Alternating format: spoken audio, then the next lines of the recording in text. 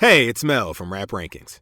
To hear the full episode this clip comes from and all of the other episodes, check the link in the description, stop by raprankings.com, or search Rap Rankings on your favorite podcast platform.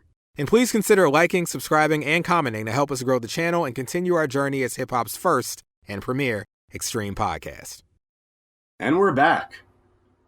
And folks, we are back with a guest who you may remember from the longest episode of Rap Rankings ever, the season 13 finale. He was on the speaker box side of things with the Way You Move review.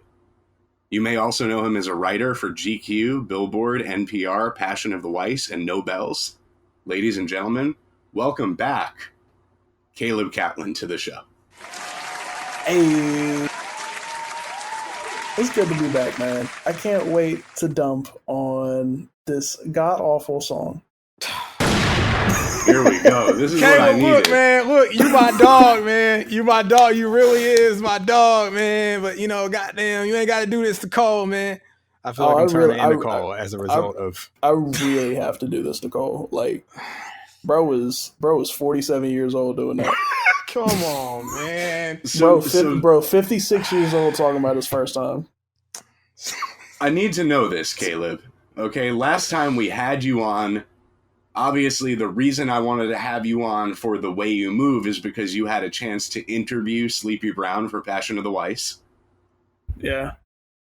And when we were talking about bringing you back, you were thinking, let's do J. Cole because they heard me praise something I'd love to come on here and hate. So, you know, this is my favorite pastime. We knew ahead of time what we were getting ourselves into here, especially Mel as a resident coal miner on the show. Mm-hmm. And being a coal miner, you have some respect for yourself, Mel. Have some respect. Calling yourself a coal miner, my dog. I wasn't looking forward to this day. I knew this. I knew this day would come. You know, you have the special honor of being, you know, hey. You are the first guest, I think, to request to come over something that you explicitly don't like. You know, which is cool. That's a cool dynamic. But it ain't had to be my man Cole. It could have been. You know, we could have hated on anybody. I would have been down. This is. Oh, there was when I saw the list of albums, I was like, all right, like there's a couple good stuff on here, but like when we talking about just vitriol, we talking disdain, we talking just plain hatred. Nobody deserves it more than this 62-year-old man from North You're gonna Carolina. keep raising the age on him, and see, this is, you know, this. I'm gonna get into it. This is why we fucked up as a society. It's that deep. It's that deep. We gonna get to it, okay? Oh, but this, Lord. Okay, so listen, we all know Mel is a coal miner. I'm pretty ambivalent on J. Cole. I certainly don't hate him, but he's nowhere near my favorites. We'll talk about why not only throughout the review, but right here tonight in this song review we're about to do. But Caleb, I need your background with J. Cole. Now, you are the youngest of the three of us here. You're 24 years old. You know, Mel is 41, and I'm 62. I ain't. I'm 30. So, you know, in an attempt We just gonna keep raising the age. We gonna keep raising the age on Mel too. Yeah, you 47 years old. Inform your elders of, you know, what your relationship with him is as a 24-year-old. I mean, when you were 10 years old, I guess. Oh, I was there from jump. This guy was putting out music. Yeah, I was there from jump. I remember when Who Dat premiered on 106 and Park, and I was like, oh, like it reminded me of like Drew Brees highlight clips. But like at 10 years old, I was like, oh, that's hard. And you know, like I mean, I think that's kind of where it stays. Like when I'm, you know, an adolescent, I think, you know, maybe it is still hard. But like as a grown functioning adult who's listen to, I mean, just thousands and thousands of hours of music, like at what rate do we just start getting bored of it? But you know, I was there since Who Dat, and then I went back to the mixtapes because they were on Spotify in like 2012, if I remember correctly. Either that or I got them all off DatPiff and I downloaded it to the family computer. And again, at that age, like, I don't know no better. I was listening to Born Sinner, and I was more inclined to listen to that than I was at Yeezus, but I was also like a seventh grader. Right. I wasn't thinking about, like, I was thinking about music, but to the degree that I do now, I think it's a lot more active. And as time went along, I mean, J. Cole just got progressively just more boring. And I mean, his best work is the stuff that people dislike the most. So clearly people go to him for different reasons than I do, and the reasons why I find him even remotely interesting and Okay. why people like him so much is on this very boring album. Now, let me just ask you, where do you stand on him today? Because I see a lot of people kind of reevaluating their stance on him recently based on these feature verses he's been doing. Have you changed your tune on him at all, or are you still mostly, uninterested in what he's putting out?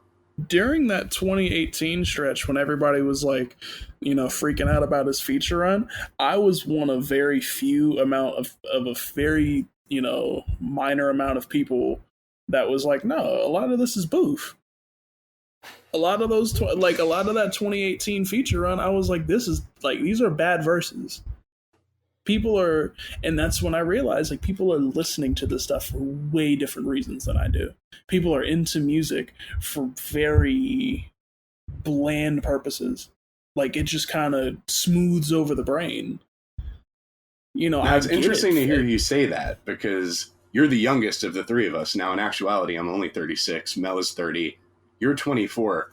I find the younger, I tend to speak to, all different kinds of people about this stuff. But the younger I go, typically, you'll find a lot more reverence for J. Cole, which is even between myself and Mel, the 6-year difference between us. I feel like he looks at him in a much different regard than I do. But, I just, at the time when he came out, I was already in my 20s. I think I am the same age as J. Cole. Yeah. Yeah, I mean, I don't know. He was one of the last line of like pure traditionalists, and I think to a certain degree, people are always just gonna love that kind of stuff. That sort of coming of age music that isn't too distinct that people can't really put themselves onto it. And that's Right. kind of that's why I don't really find him interesting. It seems so just cookie sheet. Like, it's so, it's too vague. All of his rapping can be a little too vague, and it's not very descriptive to where the point where you're interested in like who he is as a person. All you have is the journey with him. And when you're my age, when you're 12 years old and you're on YouTube for the first time and you find J. Cole, or you hear him on the radio for the first time, it's like, whoa, he's so good. But folks take that journey and call it, the entirety of what, of who he is as an artist, rather than Right. growing as a thinker and being like, all right, well, why did I feel that way? Why do I think this? It's like him, Kendrick, and Drake as the three most lauded artists of the decade, right? The previous decade. Bad. It's and bad. I always looked at it like this. J. Cole is not making hits like Drake. He's not. That's not even debatable. Mm-hmm. He can't rap as well as Kendrick, and to me, his reliance on the self-production made it so that he wasn't fielding like as many interesting pieces of production from outside sources like Kendrick would. So if I'm going for like major label prestige lyrical rap, quote unquote, I'm going to go with Kendrick over J. Cole 100% of the time. And then I think about J. Cole and, essentially what is his utility to me, someone who's already a little older, he's not really for me specifically. What could he be for me? And I to this day, like outside of, Truly Yours 1 and 2 and some mixtape stuff, he hasn't really stepped out of that for me. It's like okay, he's the third man out of the big three of the previous decade. Yeah, which is unfortunate because the real big three is Future, Thug, and Chief Keef, but that's neither here nor there. Well, we were just arguing in terms of notoriety, like you take all of the things into account, accolades, whatever have you, on that Mount Rushmore, Future was definitely at least number 4. Like, they bring those guys up as a trio, but Future for sure had shit on lock and only continued to get bigger throughout that decade. Yeah. I don't know. I think the reason why people consider him so highly, though, like, because you broke it down, like, all right, Drake is the hit maker and Kendrick is sort of like the quote unquote high art type of stuff. Mm-hmm. J. Cole gets to inherit the everyman sort of quality just by proxy. He gets to be the guy that you don't have to feel like brain dead as like a hit maker, as like, with the hits with Drake, and you don't have to feel too quote unquote scholarly when listening to Born Center. It's not that deep to people. I'm sitting here like my white homie in the class with the vein popping out his head. Okay, because I got some J. Cole lines just as a rebuttal. Like, I've got lines just to, like, in case you try and hit him with like the oh he's really like that. Like, I've got lines saved in my camera roll. We refer. I think what you're referring to, we refer to here on this show as Cole on the Cob. These are some of his cornier moments that I admit to as a coal miner. So sure, I expect that to happen, but I'm not gonna let too many goalposts get moved around in this bitch. It's not even corny. It's just bad. They say I'm like the human body. I produce my own shit. Come on. Okay. Well, you're not talking about that. See, they try. This is what they do, fellow coal miners. They try to make it about everything but the topic at hand. Folks, this is track 3, Wet Dreams, produced by J. Cole, and I can keep it as simple as, nigga, you ever had a dream, nigga? Specifically a wet dream? Everybody try to act like they never had no wet dream. This is what I'm talking about, man. This is what I'm here. I'm here to correct the fucking narrative tonight. Okay. We could talk about how J. Cole was really Kyle Shanahaning up the porno flicks, being like, yo, let me get some of those plays. Nah, he was studying tape, bro. That man was looking at hip functions, bro. He was looking at the hip movements. No homo, no pause, none of that. He's just like, yo, let me see that move he just did. Bro ran that back like game footage, bro.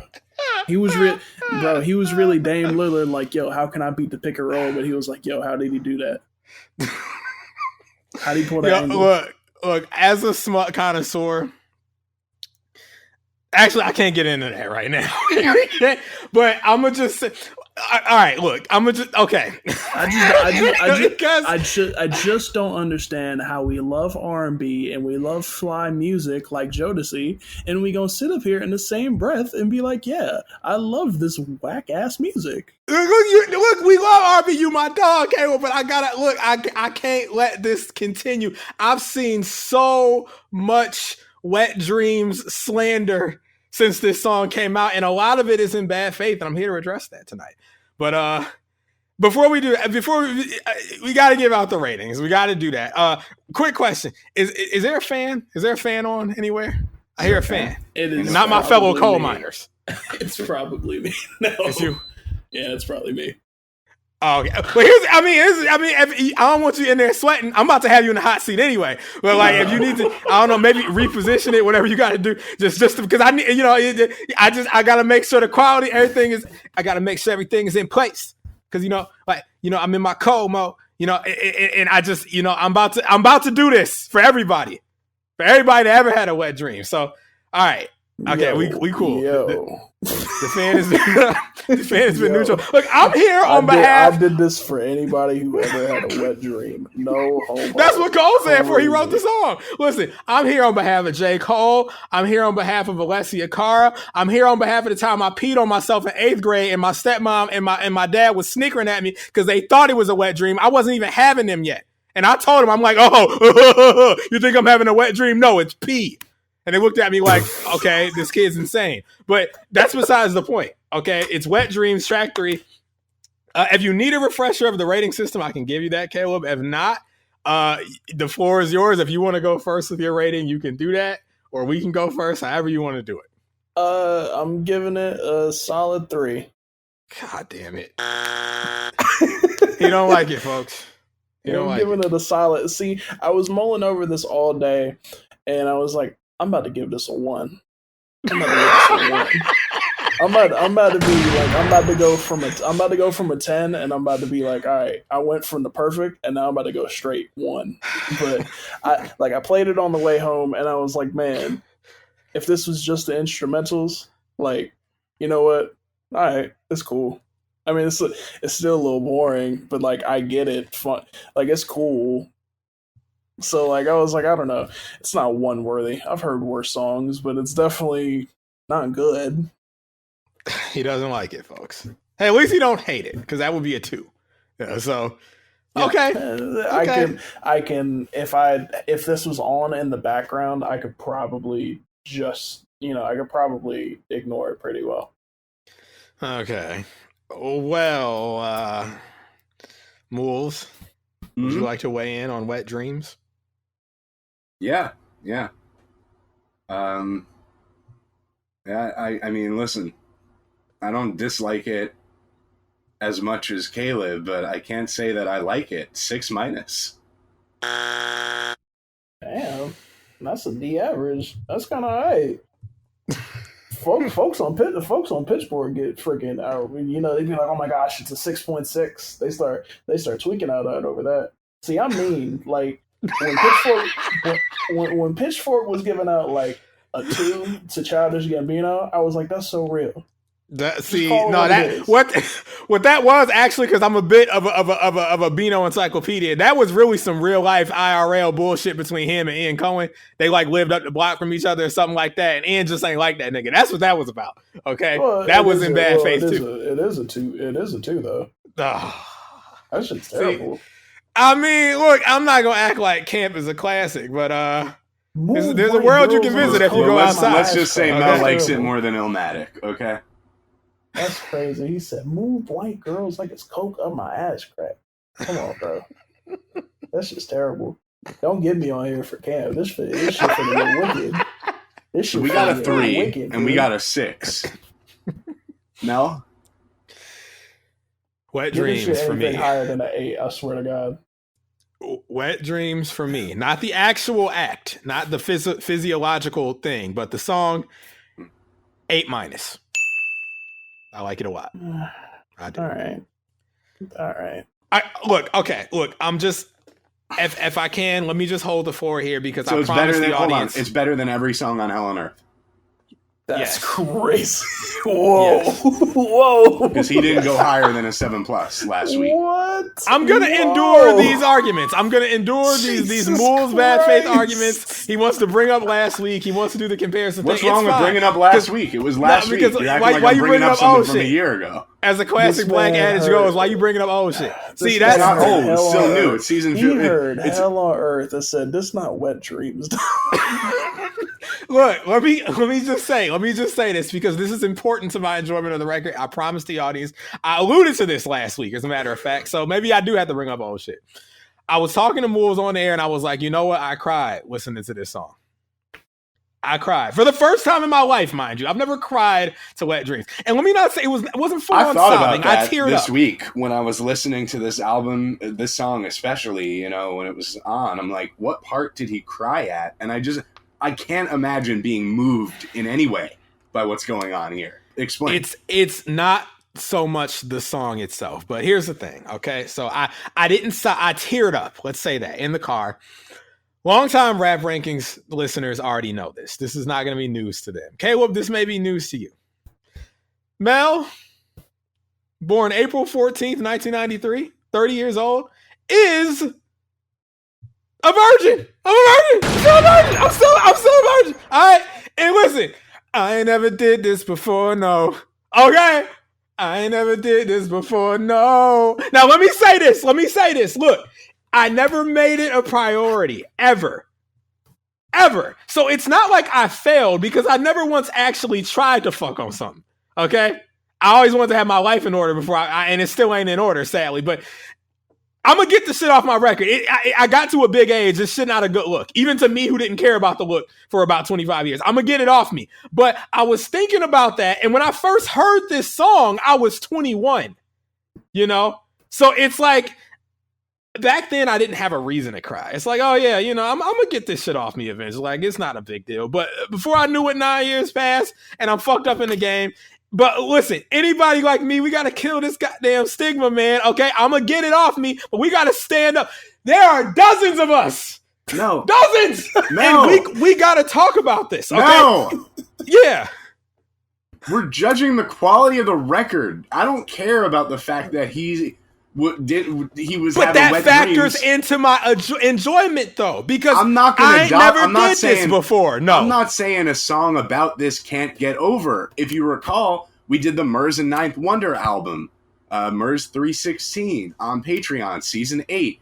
He had that song talking about all the girls he fucked, and in the first verse, he's talking about losing his virginity. I'm not saying you can't broach this kind of subject matter in rap. I'm just saying that I don't think that this is a good execution of it. And see, that's where we disagree. Because here's the thing. I agree with you. You don't have to like it. I was joking up top, like you ain't never had a wet dream. Just because you had a wet dream in your life doesn't mean you have to like this record. This is like my friend Cheese, who was saying you can't really tap into Getting Some Head by Shauna unless you're getting some head while you're listening to the song. Like, nah, man, I get the song, okay? Hey, who was your homie that said, like, you know, he was getting some pussy and what that really meant was watching porn? That's my guy. That was Kieran. That's my guy. On the Still Dreaming of the Past. Shout out to Kieran. I be getting pussy all the time by that metric. But yeah, listen, I feel you. And I agree with that. But here's the thing. And I'm going to talk about ultimately, from my perspective, as far as like, I guess, uncool topics go and rapping about a moment in your life, I think this is pretty great fucking storytelling. No pun intended. Simple as that. Like, I think this is good execution. Fuck it. You know what? Hit the drop. You know what? I'm going to say it. Oh my God. All right. He's going to say it, y'all. He's going to fucking say it. It doesn't need, whatever this is, it don't even need to be said. Because I know you ain't. You know what? I'm about to say it. This isn't good storytelling, and I'm going to tell you why. Because I was telling you, I had to come up with a new critique for this one. Okay. You know, I feel like throughout the history of this show, I've teased you about this song in particular with regard to your fandom of J. Cole too often to not come with some new material. So here we go. I was listening to the song this week, and I was trying to like exactly pinpoint my biggest issue with it, aside from the obvious, right? Because when you're dealing with this kind of subject matter, you're towing a fine line, and, you know, you really got to hit your mark, or it's going to come off definitely corny, or as I like to say on this show about a lot of rap that you enjoy, Mel, small penis rap. So this is my feeling on Wet Dreams, ultimately, before we get into all of the stuff that comes before it, right? So you get the twist in the song. Was that she actually was a virgin as well, right? M. Night would be proud. Yes, except that's it. The song's over after that. There's no he doesn't actually ponder on that thought at all. So to me, it's bad storytelling, because ultimately, what is it supposed to mean? It's right there, though. See, you won't call it a spoon feed you. This is why he's the mind. What they say, the mind, the heart, and the soul. The stupid ass images for Kendrick and Drake and Cole. Listen, the lesson is to be honest.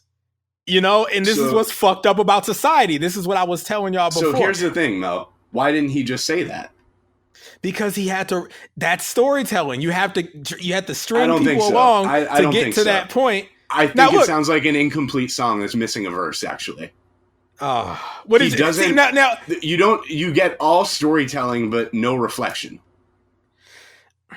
See, now it sounds like you wanted him to do a fourth verse where he's rapping actually in the pussy, you know? Then I put my dick in it and my dick head got to twitching. Like, you know, we didn't need all that. Listen, the lesson is that everybody needs to stop capping. We'd be better as a society. Okay? She wanted him to be all this stuff. Now, look, I'll tell you this. He might not even got the pussy had he told the truth about being a virgin, but that's besides the point. Like, they would have had a more intimate, loving experience had they both been honest with each other and been like, hey, you know what? I'm feeling you. You feeling me. I never did this, but we can figure it out together. You know? That was the lesson. You feel me? No. Mel, we gonna get you some pussy, bro. Okay, well, you, Jesse, lots of people in the show have said this. Look, I'm gonna tell you this too. I don't think it's we gonna get you some coochie, bro. Because you can't. Well, here's the thing. Like you are. Pause. But this is the thing. I don't even think that's a hard thing to do. If I wanted to actually try to have sex, I could have done it. Well, who that little alien nigga with his chin melting into his neck on the timeline? He get paid to fuck on camera. For the spectacle. I hate if I wanted to, I could. If I would, I could ask my I'm dead ass though. Having sex is not hard to do. It's not. This man is speaking as a spectator. Well, here's the thing. You are speaking off game footage. You just you was really in the lab. Like Cole said I in know the beginning of the song. Cole is saying, "Y'all remember that feeling when you first lost your virginity?" And I'm thinking, yeah. Mel, you can't relate to that. I can't tell you if the song is accurate or not, sadly, but I still fuck with it. Again, no pun intended. This is what you have to understand. And this is before man. I even get into the real meat here. Like, this beat? Money. No, not money. Not money. Like, build a beat. Like, you got the impeach the president break that you did nothing to, by the way. It's just the break we've heard a million times. And then you got this sample that's already been flipped, and you didn't flip it as good as who did that? Dr. Dre? That guy ain't no doctor. The documentary flip was a little better, and Busta Rhymes is on it, so like that's already higher than Wet Dreamz. That's crazy. So the beat, I mean, this is build a beat. This is boom bap, but very surface level boom bap, like. Already used samples, the most cooked break of all time. I'm getting Static Selective vibes. Let's just that's crazy. Let's just keep it a buck, man. Like, I love R&B, so we want sexy music. That's what we want. I want music to feel fly too, and this is some of the least sexy fly music on the planet. Do you think it's possible to do a song about the time you lost your virginity, but make it that? LL Cool J could do this in about 7 minutes. LL Cool J could do it. That man made "I Need Love" fly, bro. He made that weenie ass song really rock because LL Cool J was fly, bro. Cole not fly. But, okay. Here's the thing, though, and this is no disrespect to you, Caleb, but look.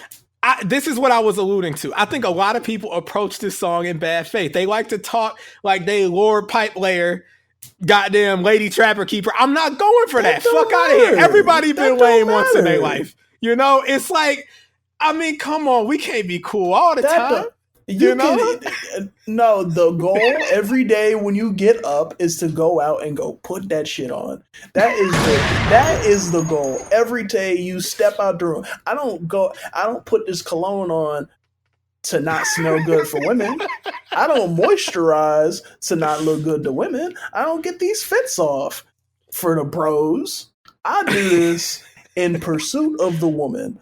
How do we watch Boomerang so many times? How do we listen to how do we listen to Jodeci and we be like, oh, it's just storytelling. Nah, man, go out and get it. Put your shit on, dust your shoulders off. We not playing this weenie music longer.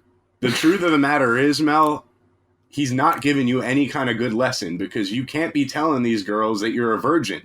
No, I wouldn't tell him. Yeah, you're right. Like I said, he wouldn't even got to the moment in the song had he said he was a virgin. She would have shut him down right there.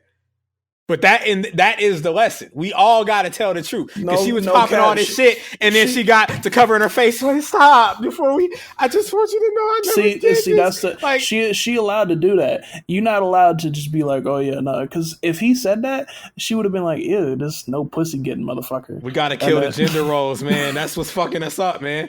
That's what's fucking us up. You no, what's fucking like... us up is that nobody wants to be fly no more. Everybody is so dusty and dingy. That's what it is. Folks don't go out there and go put that shit on. They be like, oh, you know, this is like we always talk about we looking for inclusivity. Not everything needs to be inclusive. If you looking dusty, you need to get told accordingly. This is not a safe space. This is not a safe space. If you dress a bummy, I'm finna cook you. And that shit, like, it's no malice in my heart when I do that. I'm hoping that when I cook you, you go back to the drawing board, and you be like, all right, how do I put that shit on? How do I get the hoes to look at me? I gotta say, this is just Mel loves these new rappers, like these rappers that are open about their feelings and, you know, this kind of stuff. It's, you know, an unfortunate side effect of 9/11/07. We've discussed it many times, but it's cool to be open, but it's not cool to be content in that. And that's what this song is. He is content with telling you about being a no pussy get motherfucker. He is completely happy with that. And that is the problem. I don't think he's happy with it. His whole thing in the song, he's like obsessed with, you know, as you were saying, studying tape. He's chuckling this off. He's chuckling like, oh man, you remember that time you lost virginity? Oh my gosh, it was so cool. but here's the thing though. But see, he didn't went all over the world. What did he say? Good head on the Autobahn. He didn't got head on the Autobahn now. He out here. He jiggy. He fly. He cool now. It's just let me take y'all back, man. He taking us back to the time where he wasn't cool. You know, that's all this is. Is he cool now? Are we sure? Yeah, he cool now. He got them dreads. He's like a mage now. He's chilling. How is slovenly Kanye on the boat with his butt cheeks sticking out? How is that a public nuisance? But getting head on the Autobahn's cool. Because you're enclosed in a car and can't nobody see it. This nigga had his ass out with like rosy cheeks. What's up with these like rosy cheeked Kanye now? What the fuck is going on? You tripping like bare ass on the boat is crazy. It's bare fucking butt gross. Cheek, like asshole on the boat in front of families. Crazy. In front of families. Streaks on the paint is crazy. Okay, but I'm saying Cole, enclosed or not, Cole getting head on the Autobahn, that's a public nuisance too. It would have been if he crashed, you know, but he made it through. And he just like he made it through this awkward phase, you know. And I'm gonna tell you this. Just here's the thing: a car crash with your dick out is crazy. That's insane. We can't talk about it. How you gonna explain that when the cops when the emergency room gets you and like, yeah, this motherfucker got his cock out. We can't talk about this because it reminds me of the time I almost jacked off on the highway, but I'm like, that's too horny. Wait, wasn't that MJF's first promo after becoming champion? No. Mel, we gonna get you some pussy, bro. You don't need to do this. It's a long story. We don't need to get into it. What's this about MJF talking about jacking off in a promo? I thought his first promo after winning the title was like, he was getting head on the LIE and like he hit some black ice and he crashed and the girl died or some shit. Yeah. What? That's another no pussy getting motherfucker. I can't stand that. That man really don't get no pussy. That same pussy ass scarf. That boy don't get no action. That shit is terrible. I called it a pussy ass scarf. That's wild. That's that way. It's the same scarf, bro. He done ran that in the cycle. He done ran that in the spin cycle about at least a dozen times. Get a new scarf. You know what? Speaking of him, I'm gonna say this. Got the same outfit on. Turn that off. How you got more money than me, but you ain't got no new outfits? He's got to work the gimmick. You know, it's what they pay to see. I got more fits than him, and I work at an auto parts store. You a professional wrestler? Get your drip up. Well, if he goes too far, he'll end up like that stupid idiot drip lord Seth Rollins. So, you know, we gotta. Seth Rollins need to go ahead and get that man his number. Be like, hey man, where you get your shit at? I'm gonna say this. That's why, like, I'm low key about to be a fat guy. Like, if Seth Rollins didn't do the babyface shit and he trying to be like a good guy and shit, like that fly, like zesty outfit fit joint is kind of hard. I'm like, all right, stun on him. I mean, I wish you wouldn't wrestle like that, but like in principle, put that shit on and shit on them. Don't be one of these tap out wearing motherfuckers, and don't wear that JCPenney suit nowhere. How do you have more money than me and I got more fits than you? Don't talk to me about no money ever again. Don't talk about no private jets. Talk about you in that dingy turtleneck, that weak suit, and that terrible scarf. Look. Get off my... This is why Wardlow should have won. Fuck all that shit. Wardlow was dripped up with the title next to Rick Ross. That's a real champion. MJF ain't next to Rick Ross. He not next to Rose. He not Maybach music. MJF is a bum. J. Cole make music for MJF types. Nah, I'm going to say this. Speaking of MJF, in the words of MJF, to all of the Wet Dreamz haters. What are you, fucking stupid? Okay? And look, on the topic of Seth Rollins. That moron. Nobody cares. Okay, fuck him. But I'm going to tell you this. More than just, I like the beat. Yeah, it might be an overused break. It might be a sample that's gotten flipped better. I think it's one of the better Cole beats. You got to nod to this one. You got to nod to this. This ain't got the chugga chugga chugga chugga of that Power Trip. Well, Power Trip is that might be the best Cole beat. Okay, the chugga chugga, you gotta have the chugga. This don't got the chugga chugga, but it's got a nice rhythm. And I'll tell you, there's songcraft here. Okay, when he hits the melody run in the verses, them thighs on it and them hips on it and them lips on it, got me daydreaming, man. What? Okay, and he brings it back. That's called songcraft, nigga. That's called a motif, nigga. Okay, that's not a regular. Listen, that's a man who's thinking about his records. Okay, he wants them to stick. Okay, now look, I will say, there are some moments in the song that make me wince. I cringe. I too. Him referring to his penis as his little man, we don't need that. Okay. Stephen A. We don't need that. Okay, we don't need that. He need to have some shame. He ain't got no shame. He don't. Fly people got a little shame. Like if there's something embarrassing, I don't need to tell everybody. I don't need to broadcast that. Don't tell me. See, I'm a shameless nigga. I grew up listening to Charles Hamilton, and he has songs like called "Swaggerless Swag." So you got to forgive me. I'm a little fucked up in the head. What? But it's like called what? I can recognize some badge. I'm hoping my shit is big enough to fuck with. He ain't even tell us that. Give Caleb 30 seconds of swaggerless swag, please. Oh my fucking God. All right. This is going to make too much sense to him why I like this record if he hears this because, oh my fucking God. Okay. See, where is it? Where is this shit? Yeah. Track 6 on Sonic the Hamilton. 2 left Sonic parentheses. Sonic Swaggerless swag. Oh, God.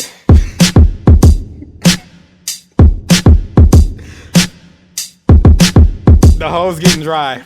It's just been drums for like 10 minutes. They dry. They're looking for the exit. I get it. Hello, so here I am, standing, Newport Bowl in my hand. I always tell people to chill, but it ain't easy to chill when you're keeping it real. Something tells me to be eating a pill, but I sleep with a chill, no need for a thrill. We don't need to play no more of that, okay? That's the shit that I was listening to in high school. Now, I will say that gets that a kind 1, of music, ladies and gentlemen. That gets a 1. Oh my fucking God. Weak I'm used to it. Drums. I'm used to Hamilton slander. It just rolls right off me. It's fine. The NBA Street Volume 3 basketball spinning on your fingers type beat. You're lucky you didn't hear the hook on that one. That's all I'll say. I guess I got a swaggerless swag. No, we don't need to play the hook. That's crazy. He didn't even ease into it. It was just raw drums and then boom. Ugly vocal sample, boom, rapping. No swag, no nothing. Look, this is terrible. Well, you have the swaggerless swag. Now, we do have more audio here, Mel. We have the sample. We have other flips of the sample. And we have a freestyle over the Wet Dreamz beat. So let's hear the Family Circle.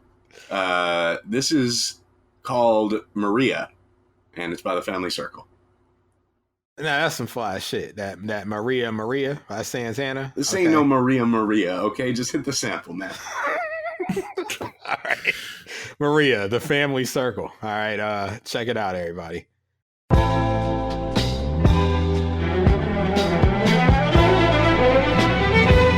This is shit you fucked up.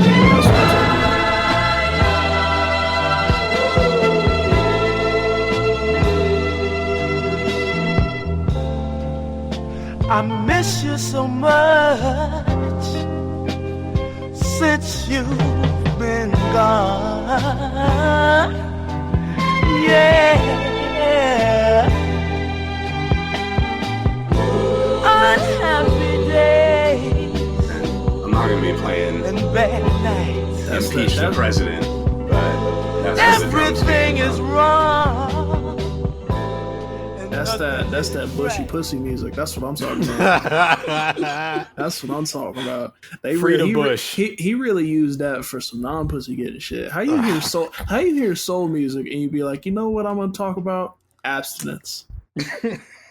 Well, no, it was. See, I'll be talking about abstinence. He was trying. He was just nervous. That's all. You know? He's nervous. That's the thing. Like, these new rappers, they duck constantly. You know, they hide in the corner. They duck. They're scared. But it's all good. All right, we got The Game, okay? The G.U. Not man himself. Pedo. Like Father, Like Son, featuring Busta Rhymes. I think this is a Dre beat. Maybe it's not, but this beat is a much better flip.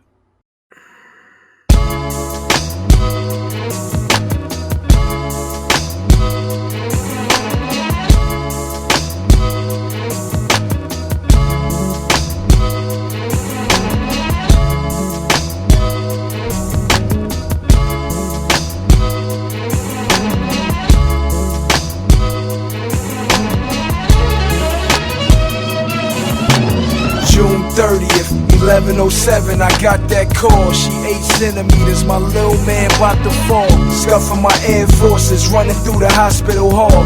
Deja vu like I've been here before. I'm feeling reborn, like a Bed-Stuy brethren, my firstborn. Dre, I'm about to have a bad boy. Family in the lobby, see my nigga Church, what up? Shit, I left the camcorder in the truck. Running through the maternity ward, out of breath, sweating. I swear to God, every minute starting to feel like a second. I see Now, you're not going to get on call when this nigga talking about running through a hospital sweating. Nah, because he said, what really got me, he said, Dre, I'm about to have a bad boy. Shut the fuck up. Shut the fuck up. Thank you. The game is a terrible rapper. Let's get that straight. No argument for me. But you could tell this is a 50 Cent record. This is a fly beat. This is what you're supposed to do. 50 passed off a lot of good shit to him and that was supposed to be on the Massacre. By the way, this was produced by Buck Wild. Yeah, this is a Buck Wild beat. Which, I'm going to say, again, fly music. Unfortunately, the game was on it. So you just got to chop that one up to the game, no pun intended. Word. Well, no. I'm going to say, do you remember when Misha came on the show for Capadonna? Oh, sure. Yeah, absolutely. And I bought the wrong Capadonna album to help her family. Yeah. And then it ended up being a different album entirely. Uh-huh. From that album, Fire by Capadonna, featuring Master Killa, another use of this sample before J. Cole got to it. Herb is a plug. Yeah, man. The fire is the purification. I spit. That's our war.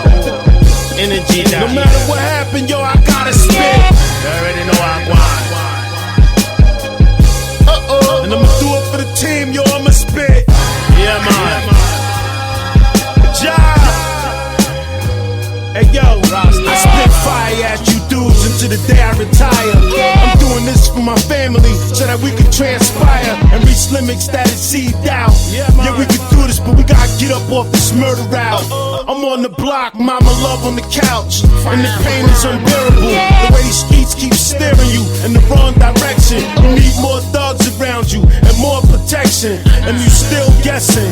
You don't know what life is about yet. I study and work hard for the set. I'm proud to be a dad. I'm not done. Y'all have made me listen to Capadonna and Charles Hamilton in the span of an hour. This is brutal. This is awful. We're going to add more to the fire here because we got to hear J. Cole. We got to hear the record of the moment here. Yes, we do. God. Yes, we do. This is some good shit. Everybody put your ones up. All my virgins, all my non-virgins. We can come together. Okay. All right, we gonna get into the reflective headspace of this album, and we're gonna listen to this great storytelling record, Wet Dreams. Cold. That's right. Cold world. Yeah. Let me take y'all back, man. Take me back, Cole. As I do so well. You do. All right. Wasn't nothing like that. Man, it wasn't nothing like that first time. She was in my math class. Long hair, brown skin with a fat ass. Sat beside me, used to laugh, had mad jokes. The teacher always got mad, so we passed notes. It started off so innocent. She had a vibe and the nigga started digging it. See, come on, y'all. Yeah. Woo-hoo. That's real music right there. That's man. the beat they throw on at the BET Hip Hop Awards Cypher. Stop. You know? Stop. Everything you played, I did not. You talk about it was a better flip. Paper, that's cap. That means lie. Like, y'all played, both of y'all, like, fuck all this Wet Dream shit. Somebody play Hey Lover. Somebody play some real shit. Somebody play some real shit. I need a cleanse. Well, maybe this was the cleanse that you need. This is Sauce Walker. Sauce Dreams freestyle. Hey, Sauce Dreams. Sauce Dreams is crazy. All right. Ooh-wee. When that was just me and twin. When it was just me and twin. Hey, yo. I remember again. DJ And it was just me and twin. I remember it was just me and twin. Okay. When it was just me and twin. I remember all them days, me and Sunshine, we was too deep in the streets, pimping on these fucking freaks, trying to get a win, trying to get up in the bins, trying to have a diamond shine on the nigga's skin, even getting joked at by our own friends, talking about we pimping. Boy, y'all niggas tripping. He turned around and start cooking crack up in the kitchen. I'm thinking in my mind, nah, nigga, this the business. So I stayed down on the hoe, yeah. Me and twin, we stayed down on them hoes, and then we came up, we came down on them hoes. Went to King Johnny and dropped a couple thousand on goals. Damn, we finally seen our goals. Damn, we was on 21 years so old. listen, I like Sauce Walker, right? But I mean, Sauce Walker can sometimes talk about pimping that makes it sound like really derogatory. Like pimping is supposed to be like a fly thing. He makes it sound like a real gross thing. Like that ain't pimping. That's just sex trafficking. You feel me? Like, there is a difference. I feel you on that. Because when I listen to Sugar Free, I'm like, he straddles that line that I like. Right. You know? I mean, like when you listen to Pimpin', you want to feel like it's pimping. He makes that sound like work. He make that sound like call. He make pimping sound like the call center. It's real bad. He make it sound like goddamn Terrence Howard and Hustle and Flow when that nigga out there with the beater on sweating in the car. That's hard work. Right. That ain't fly shit. That's that sweat music. That's that that's the Irish Spring music. Yeah. Oh, that's fair. That's fair. That's I mean, that's that Arm & Hammer deodorant music. I had to get that shit up. I was trying to fuck with the non-aluminum wave, and it was working for a little bit, and then it just stopped. I think they changed the formula. I'm back on that aluminum. I got that degree. Fuck they talking about. I can't be musty out here because, like Caleb said, it's too many shorties lurking. I can't be musty. I can't have that. It's too many hoes out here. You don't feel money like on Versace. All right, so this point in the show, Mel, we've done almost 250 album reviews. You don't feel listening to this now, 30 years old, like you're listening to maybe like a Disney Channel version of Nas? Damn. No, I feel like I'm listening to Jermaine Cole from Fayetteville, North Carolina, and I feel like I'm tearing up because, damn, I ain't expect this song to be applicable to me 9 years later in a way that, but I feel something. It ain't a crime to feel something. Okay? P.D. Pablo, the best rapper to come out of North Carolina. I mean, that's not a terrible take. And it's damn sure not J. Cole. He ain't got listen, take your shirt off, whip it around your hair, spinning like a helicopter. Like J. Cole ain't got that. Well, that's a classic. That's a classic record. He ain't got Freak Elite. Cole has honesty. He's a genuine man. Yeah, he could be cheesy. He could be corny. It could be TMI. You know, but like I respect the transparency. I respect him taking us back to this moment in life where he wasn't that nigga. You making him sound like a sex ed teacher. That's just terrible. Your defense has honestly made me feel less inclined. Like, this shit makes me want to bring it down to a 2. This defense makes me like very depressed. Like now, I'm about to listen to the one album that I like from him, and I'm about to be like, man, listen to this no pussy get motherfucker. Which album is that? Just curious. For Your Eyes Only. It's his best. Oh. It's his best by like a wide margin too. I'm gonna one day get to the bottom of what it is that appeals to people about that album, which is the album to me that most feeds into like the NyQuil allegations. We were just talking about it recently, though, Mel. Like we might have done it in part 1 or the background info. We did. What is it about that album? It's not about that album. I've noticed J. Cole fans seem to love this album, and people who don't like J. Cole seem to really like the one that came after this.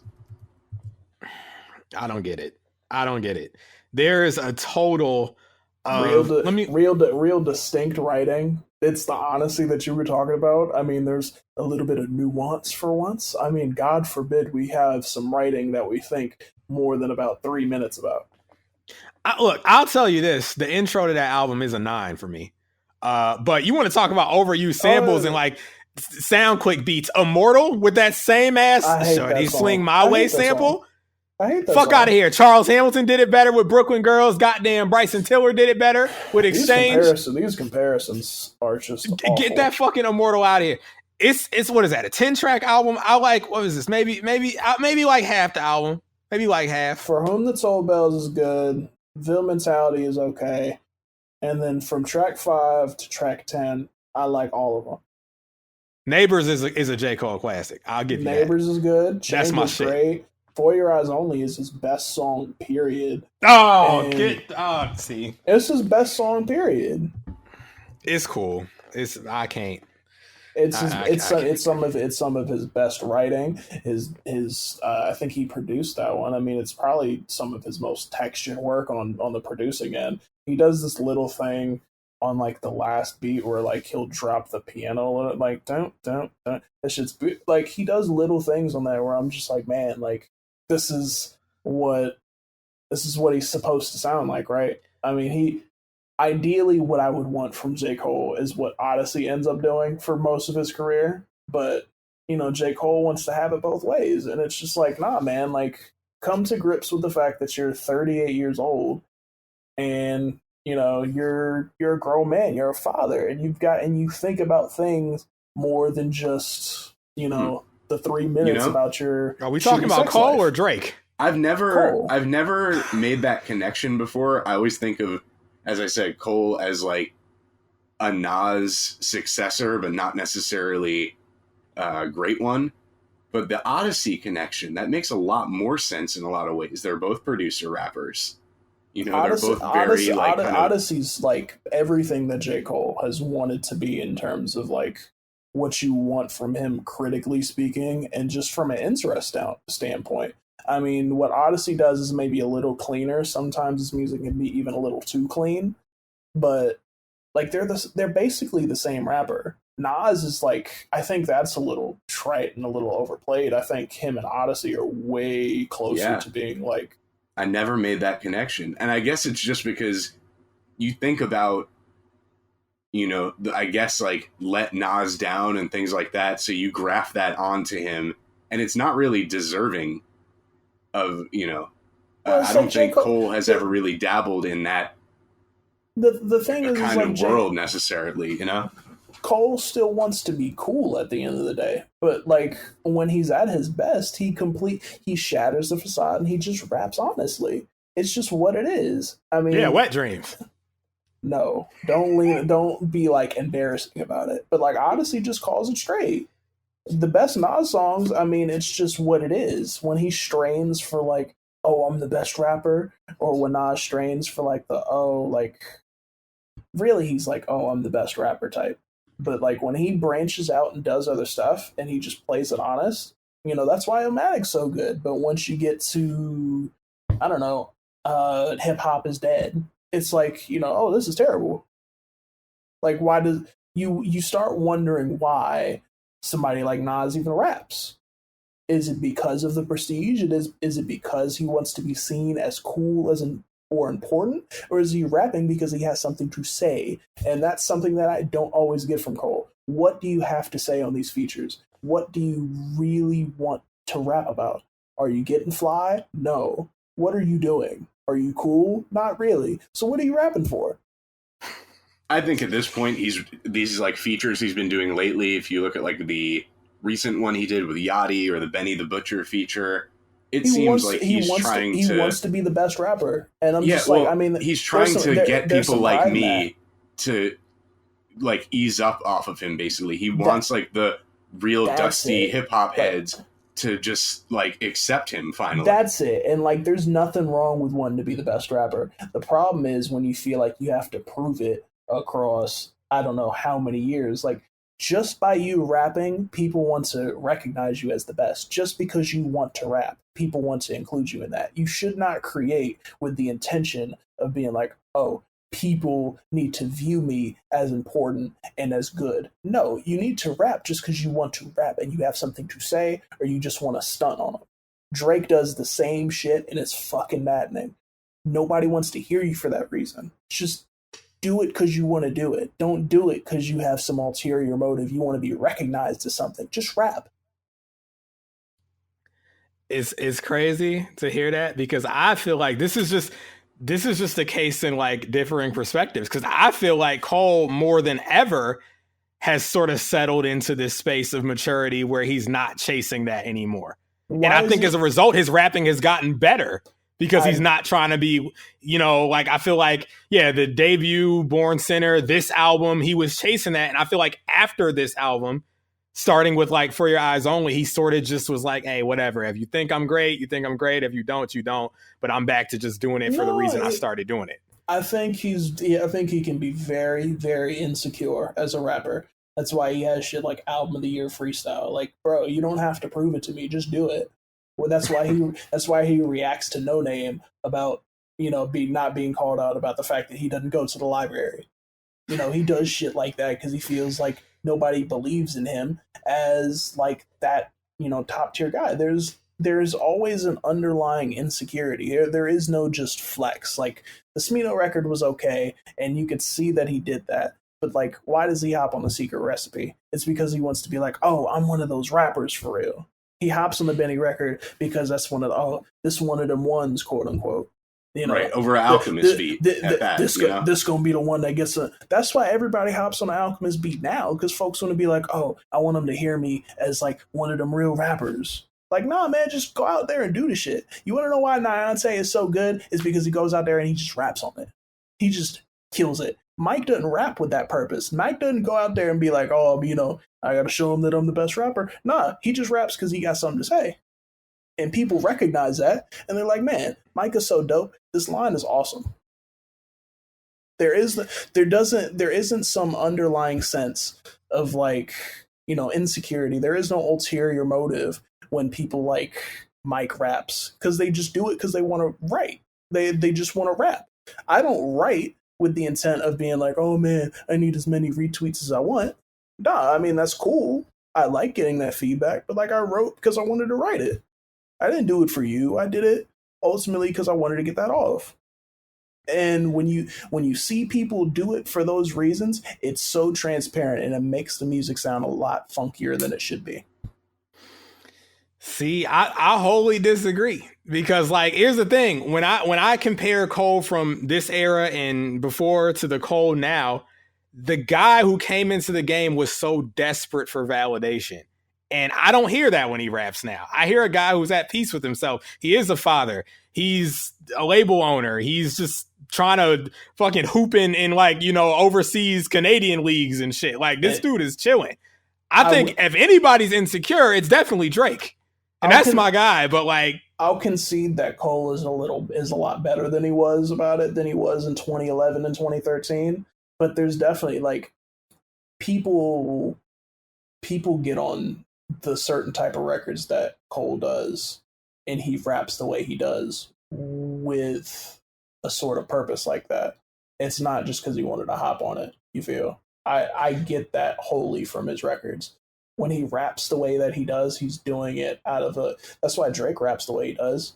It's like, oh, they gotta see me as like one of them ones. That's why Drake is like, oh, let me get on a conductor beat. Well, that's like the look at me. timestamp records for him. I definitely think he reserves those. It's like, oh, it's time. Yo, 40. I gotta try to get people to respect my rapping ability again. You know, he was on Instagram, man, talking about I'm a top tier lyricist. That to me reeks of desperation. It's just like bro, like we like when you rap, when you reek of that sort of like, oh man, like look at me type of shit. That's why like I don't like When to Say When off Dark Lane demo tapes, but I love War, because War, he just hopped on there and he rapped his ass off. Okay. Drake got off on War. That's like he absolutely fucking did. That's top 3 Drake rap records. Tap up man and wire up man like Chubbs did detail. That's great. I feel you on that. It's his Stay Scheming verse, it's War, and it's Tuscan Leather. That's his best rap records, because it's just like, all right, like I'm gonna just rap. I gotta get this off. When you hear some bullshit like Diplomatic Immunity, when you hear the same when you hear the same song 9 fucking times on Certified Lover Boy, it's like, what are we doing? It's the same record. It's the same thing he's saying. You could predict these records before they even come out. The difference is, I would say in Drake's case, absolutely, he's trying to appeal to a certain group of people. With Cole, I get the sense he would have done this anyway. Like, that's a rapping ass nigga who rapped before, you know, it was like trying to make a point about it. He likes that kind of combative, confrontational battle rap, doing it because I'm trying to be the best shit. Drake at this point just feels like he has to service a group of people. And I feel like that's where that comes from. Why do you think he feels like he has to be the best, though? You don't think that he already feels that? What are you proving? Cole? Yeah. Just natural competitive nature that comes with being a rapper. But who are you competing with? If Perhaps you feel himself. If you feel like you're the best, who are you rapping with? At some point, you got to look at your hands and you got to be like, yo, like, why am I rapping? What do I have to say? Again, like, I feel like I'm between your guys' opinion here. I'm like thinking about the time where Mac Miller got that really bad Pitchfork review, and then he started making overtures to working with people like Schoolboy Q, Vince Staples. He was getting on Flying Lotus beats. He did a song with Jay Electronica. He was very obviously angling towards a different audience than he was when he was making songs like Cold Pizza or whatever, or Donald Trump. I think drugs have a larger play at like that sort of shift than I think Insecure. There's certainly a degree to it, and you could sort of tell, especially on not watching movies, but like Good AM, he had a couple records where I'm like, it's all right. Or he'll rap with like Casey Veggies and whatnot, and he'll like rap about nothing. But mostly, I think, drugs kind of spoke more to that shift more than anything. But like, I think the best comparison I could really do is like, when you look at people, are they rapping for money like Gucci Mane does? Like, Gucci isn't dropping records because he feels like creating. Gucci's dropping records because he's making money off that, right? There's people who feel like they've got to prove something, and you can sense that ulterior motive from people like Cole, like Drake.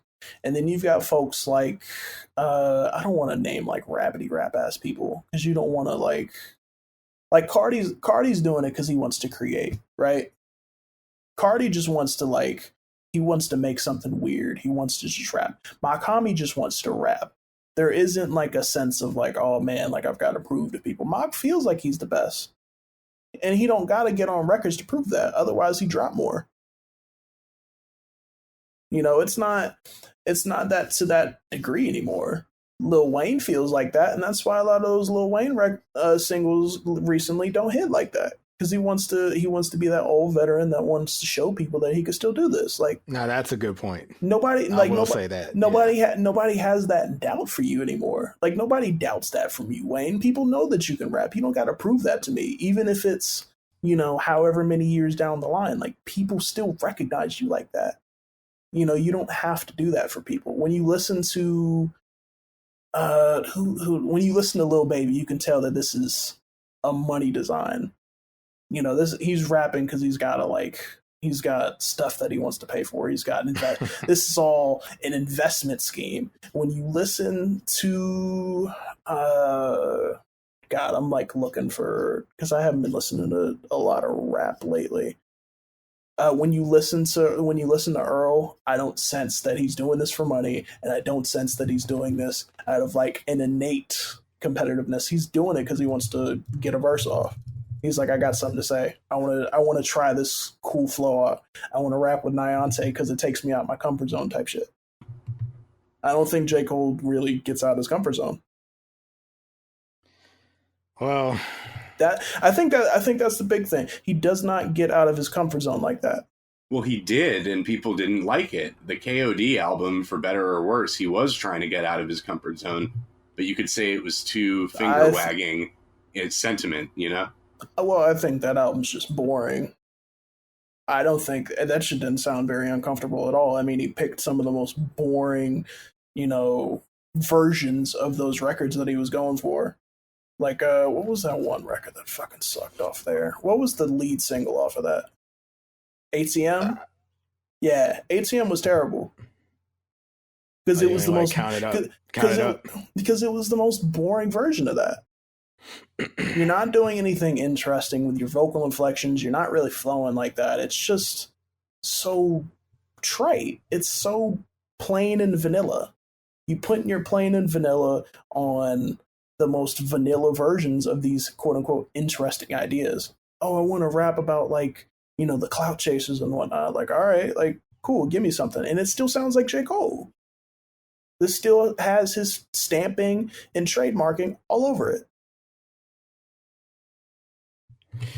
Well, I will say this, because I see we're reaching the end of the clock here. So to quote Kenan Thompson on SNL, which is one of the only good things SNL does these days. Well, we out of time. So, Caleb, another money appearance. I want to keep talking rap, but we got, it's wife obligations out here. So, we will agree to disagree on Wet Dreams, I suppose. But is there anything? I wanted to talk about another record, but we thought Wet Dreams would have been funnier, and that's fair. But there's a couple other records on there that I feel even worse about. So, okay. So you don't think Wet Dreams is the worst song on the album? Correct. It's a memorable record. I mean, when I think of this album, this might be the first song that comes to mind for me. It's bottom 3, but the 2 below it are like excruciating to listen to. I mean, I'm sure. Okay. I don't know. Is it cool if I say mine, or y'all want to wait? So we may not be able to weigh in necessarily. We're still pretty early on here. Yeah, I mean, for me, the 2 worst songs on here are No Role Models and Hello. They're both back to back. It's really brutal. I will share my opinions on that in the chat. I won't say it on air because we got the rest of the review to do. But there you go. But yeah.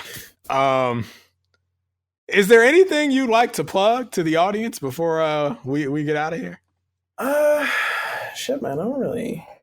I've been writing on the Substack every once in a while. Subscribe to the Middle of Nowhere. Yeah, follow me on Twitter, CalebCat23. Follow me in the Middle of Nowhere on Instagram. I do a lot of shit talking on there, and I'm currently in a bit of a writing drought, so I'm trying to rack my head for the next idea. So just subscribe, get your updates. If you want to contribute to the Substack, by all means, you can even have input to what I write about. So have fun. Hey, I'll say it. He's a great follow on Twitter. I very much enjoy your tweets. I read some of the writings. If nothing else, I'm a shit talk on there.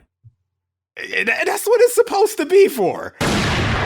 folks get on there and folks get on Twitter and get all serious and professional and shit. I'm like my brother in Christ. Are you a real human being? Are you just a robot? Are you a marketing scheme, or are you like a human being? And I just you leave Biz alone. Oh shit. Okay, all right. Email Big Biz the God at whatever the fuck. Oh, fucking. Hey, he did me a solid. That's my favorite computer. Okay, leave that computer alone. We think he's a computer in a room somewhere in Canada, but hey, he did me a solid one time. I appreciate him for that. He is That's all I'm gonna say. Y'all are talking to AI every week. How we feeling, Brez? How we feeling, Brez? All right, we're gonna get out of here. BigBizTheGod@gmail.com for business inquiries. His job, he legit got social media influencer as his job handle in here. Let me get out of here. All right. We love it. Look, hey, next time we bring you in, maybe we bring you in to do some more hating. Maybe we bring you on to do some more loving, but I'll tell you what, we'll bring you on because we love having you on. Caleb, thank you again. Much love. Thank y'all for having me. Hey, it's Mel from Rap Rankings. To hear the full episode this clip comes from and all of the other episodes, check the link in the description, stop by raprankings.com, or search Rap Rankings on your favorite podcast platform. And please consider liking, subscribing, and commenting to help us grow the channel and continue our journey as hip-hop's first and premier extreme podcast.